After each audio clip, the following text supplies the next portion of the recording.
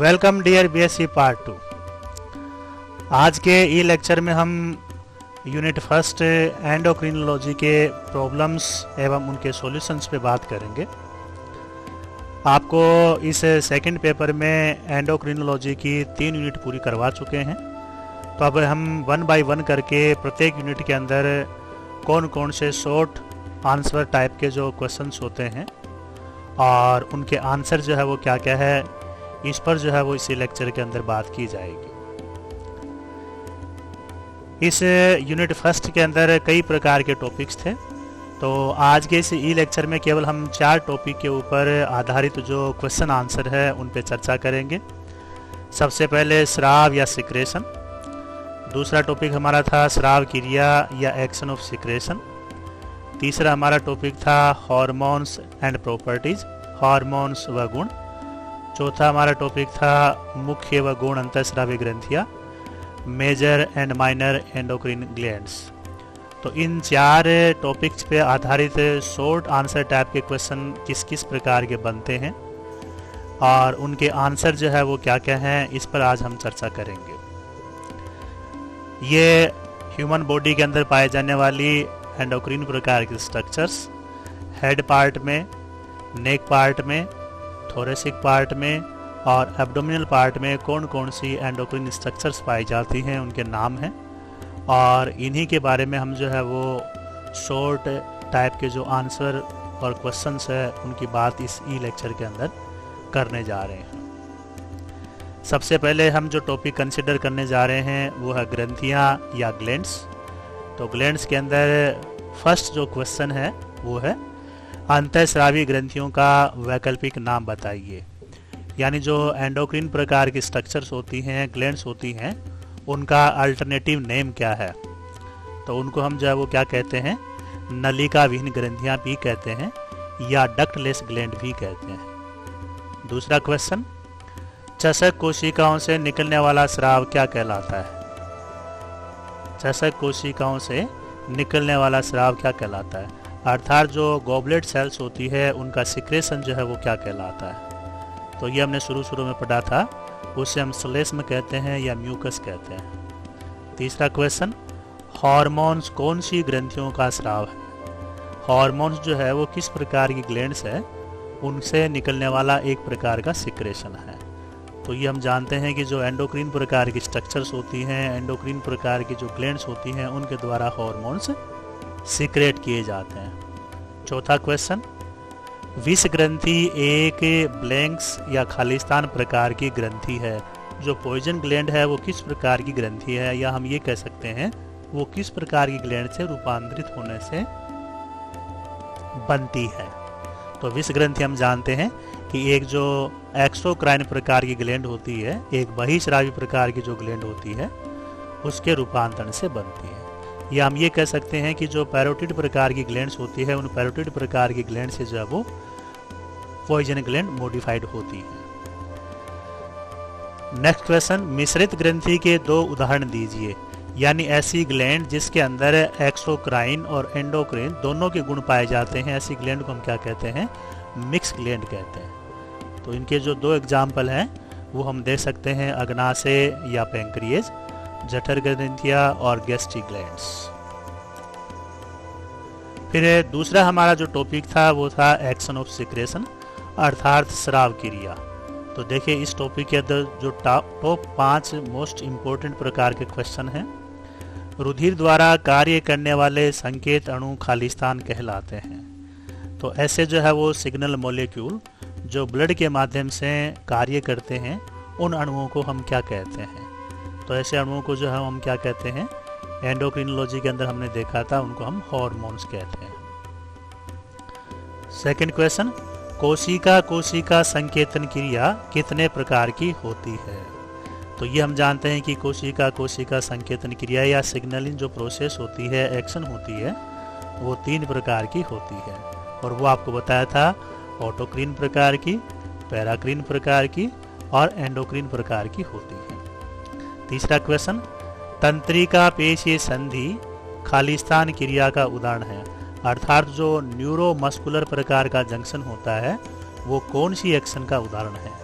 तो ये भी हमने उस समय पढ़ा था कि जो पैराक्राइन प्रकार का एक्शन होता है उसका एक एग्जाम्पल है, उसका एक जो है वो उदाहरण है। चौथा सवाल, दूरस्थ लक्ष्य कोशिकाओं पर कार्यरत स्राव खालिस्तान कहलाता है। जो डिस्टेंट टारगेट सेल होती हैं उन पे जो सिक्रेशन काम करता है, उस पे जो केमिकल मॉलिक्यूल काम करते हैं उसको हम क्या कहते हैं? तो वो जो सिक्रेशन है वो क्या कहलाता है? अंतःस्राव कहलाता है, या उसे हम एंडोक्राइन कहते हैं। या यूँ कह लीजिए कि जो हॉर्मोन्स होते हैं उन हॉर्मोन्स का जो सिक्रेशन है, हॉर्मोन्स जो कार्य करते हैं वो किस रूप में कार्य करते हैं? वो डिस्टेंट और टारगेट सेल पे कार्य करते हैं। पांचवा और अंतिम सवाल, वृद्धि कारकों का कोशिकाओं पर प्रभाव खालिस्तान क्रिया का उदाहरण है। यानी जो ग्रोथ फैक्टर्स होते हैं वो सेल पर किस प्रकार का इफेक्ट शो करते हैं? तो ये बात हम जानते हैं कि ऑटोक्राइन प्रकार का या स्वस्राव प्रकार का प्रभाव वो दर्शाते हैं। फिर तीसरा हमारा जो टॉपिक था वो था हॉर्मोन्स व गुण या हॉर्मोन्स एंड प्रॉपर्टीज, और उसके जो मुख्य सवाल हैं वो इस प्रकार से हैं। पहला सवाल है, कौन से जैव रासायनिक अणुओं को प्रथम दूत कहा गया है? ऐसे कौन से बायोमोलेक्यूल्स होते हैं जिनको हम फर्स्ट मैसेंजर कहते हैं या जिन्हें हम फर्स्ट केमिकल मैसेंजर कहते हैं? तो इस तरह के जो बायोकेमिकल मॉलिक्यूल्स होते हैं उनको हम क्या कहते हैं? हॉर्मोन्स कहते हैं। दूसरा सवाल, हॉर्मोन्स की सामान्यतः कितनी श्रेणियां हैं? यानी हार्मोन का जब हम क्लासिफिकेशन करते हैं तो कितनी कैटेगरीज बेसिकली हम बनाते हैं, ब्रॉडली हम जो है वो बनाते हैं। तो ये भी आपको जो है वो हार्मोन्स और गुण वाले जो चैप्टर है ई लेक्चर है उसमें बताया था कि बेसिकली जो वो 3 श्रेणियां होती हैं। एक हार्मोन्स वो होते हैं जो अमीनो एसिड से डिराइव्ड होते हैं, दूसरे हार्मोन वो होते हैं जो अमीनो एसिड की चेन से बनते हैं जिन्हें हम पेप्टाइड कहते हैं या पॉलीपेप्टाइड कहते हैं या ओलिगोपेप्टाइड कहते हैं, और तीसरे प्रकार के जो स्टीरॉयडल हार्मोन्स होते हैं जो कोलेस्ट्रॉल से डिराइव होते हैं। तो हम कह सकते हैं कि हार्मोन्स की सामान्यतया कितनी श्रेणियां पाई जाती हैं? 3 श्रेणियां पाई जाती हैं, अमीनो अम्ल व्युत्पन्न, पेप्टाइड और स्टीरॉयड प्रकार के हार्मोन्स। तीसरा सवाल है, एमीन हार्मोन्स के कोई 2 उदाहरण दीजिए। यानी ऐसे हार्मोन जो एमीन के रूप में पाए जाते हैं, या हम ये कह सकते हैं कि ऐसे अमीनो एसिड जिनके अंदर डी कार्बोक्सिलेशन होने से अमीन बनती हैं और हार्मोन के रूप में काम करते हैं, ऐसे जो है वो हार्मोन को हम क्या कहते हैं? अमीन हार्मोन कहते हैं। तो अमीन हार्मोन के जो 2 एग्जाम्पल हैं वो एपिनेफ्रिन व नॉर एपिनेफ्रिन, अर्थात जो एड्रिनल ग्लैंड से, एड्रिनल ग्लैंड के मेडुलरी पार्ट से जो ये 2 हार्मोन निकलते हैं ये दोनों ही एमीन नेचर के होते हैं। अगला सवाल, फिनोलिक हार्मोन्स कौन से 2 अमीनो अम्ल से बनते हैं? तो फिनोलिक प्रकार के जो हार्मोन होते हैं जो फिनोल लाइक होते हैं, फिनोल लाइक कैरेक्टरिस्टिक्स रखते हैं, तो इसमें जो 2 हार्मोन आते हैं वो आते हैं, एक टायरोसिन आता है और एक ट्रिप्टोफैन होते हैं। तो ये दोनों ही प्रकार के जो हार्मोन हैं वो फिनोलिक प्रकार के हार्मोन्स कहलाते हैं।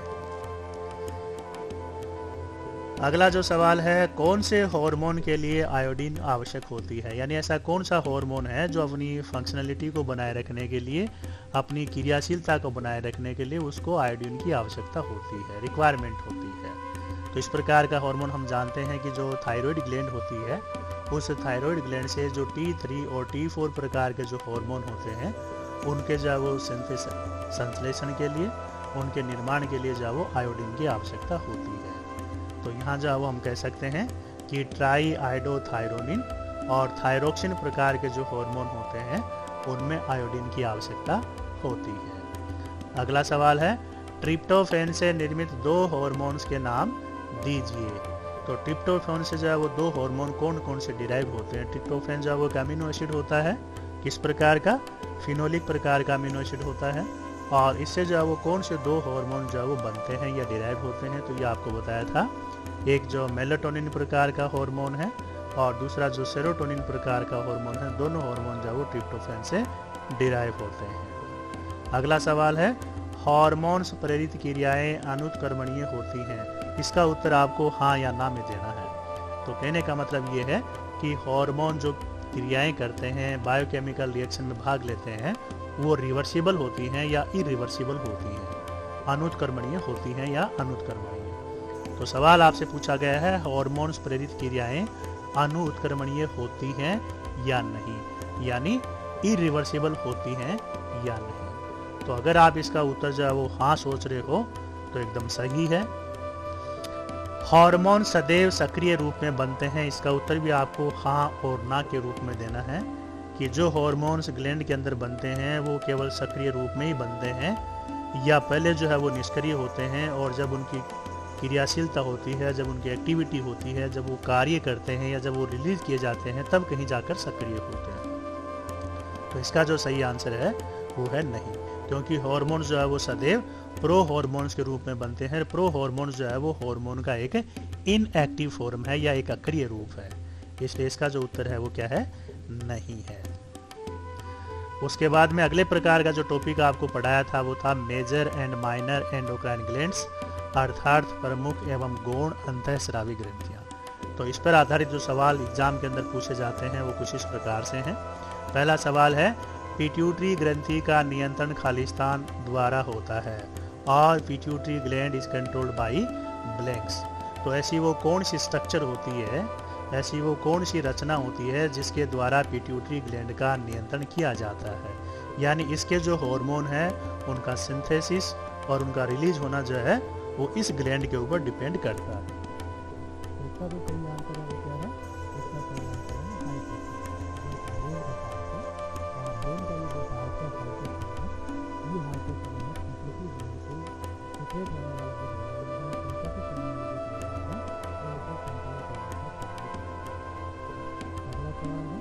कौन सी अंतःस्रावी ग्रंथि मुद्रा चक्र में जिस ग्लैंड की विभाग के लिए हमारा जो बॉडी का रूटीन होता है कि एक टाइम पर हमें जाती है, एक टाइम पर हमें विभाग होती है, तो ये 24 घंटे का जो स्लीप साइकिल होता है, इस स्लीप साइकिल को कौन सी अंतःस्रावी ग्रंथि या एंडोक्राइन ग्लैंड जो है वो कंट्रोल करती है।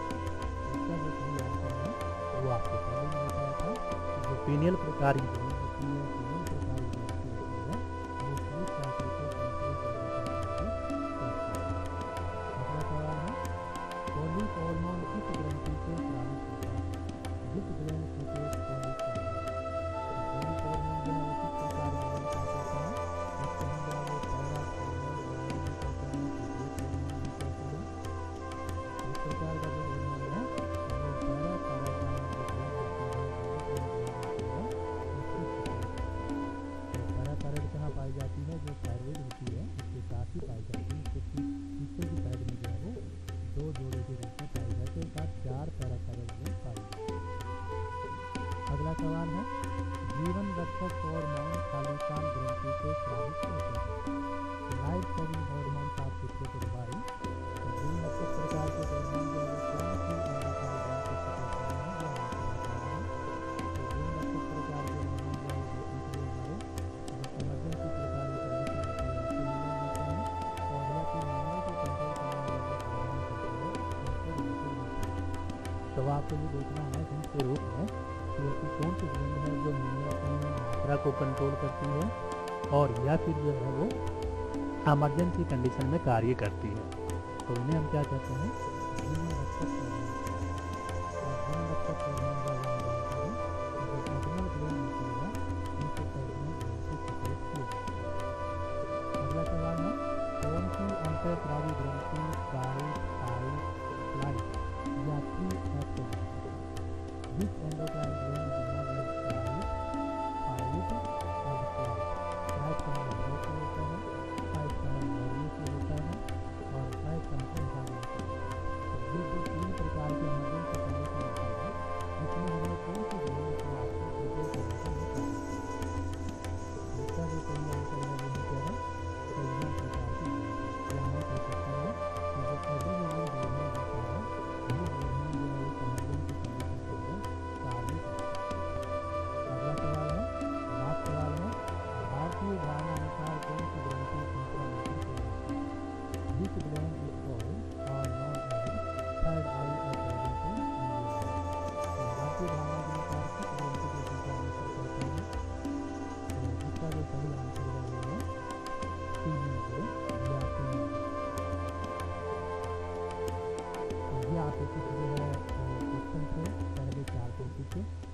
चार टॉपिक के जो है वो हम अगले जो ही लेक्चर है, अगला जो वीडियो है उसके अंदर शेयर करेंगे। अगर अभी तक आपने कॉलेज का चैनल सब्सक्राइब नहीं किया है और बेल आइकन को अगर प्रेस नहीं किया है तो जो है वो यूट्यूब पे